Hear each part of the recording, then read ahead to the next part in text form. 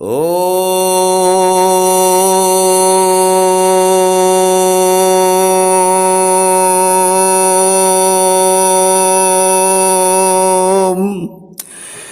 पश्य देवस्य काव्यानं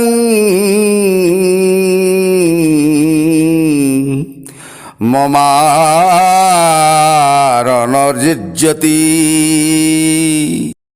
वेद हेउची मानवर पथ प्रदर्शक ओ परमात्मा अद्वितीय वाणी। वेद हेउची समस्त मूलाधार, सृष्टिर आद्य रूप, सनातन धर्मर सर्वश्रेष्ठ ग्रंथ, मानव समाजर मूल ग्रंथ तथा ज्ञानर गंताघर।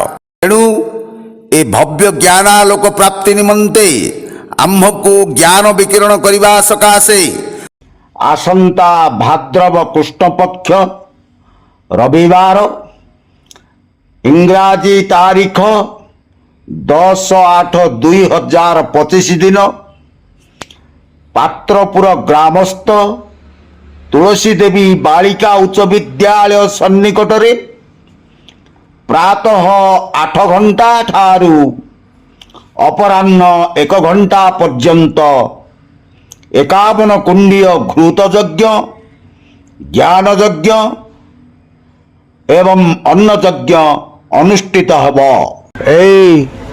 घृत यज्ञ, ज्ञान यज्ञ भारतर सुनाम धन्य ऋषिपुत्र प्रगाढ़ ज्ञानर गंताघर वाग्मी स्थित प्रज्ञ ईश्वर को निकटर अनुभव करिथिबा वेदाध्यायी दूरदर्शी सनातनी हिंदू क्रांतिकारी वीर तथा संत स्वरूपी वैदिक विद्वान आचार्य डॉक्टर सुदर्शन देव महाराज उपवेशन करी तांको प्रगाढ़ ज्ञान प्रवचन माध्यम रे विकिरण करिवे। अतएव सविनयानुरोध आपण माने बहु संख्यारे निर्धारित समय पूर्व आगमन करी एई भव्य ज्ञानालोक प्राप्ति करी ईश्वर को एवं तांको सत्तांको अनुभव करिवा हेबे बोली विशेष विशेष अनुरोध।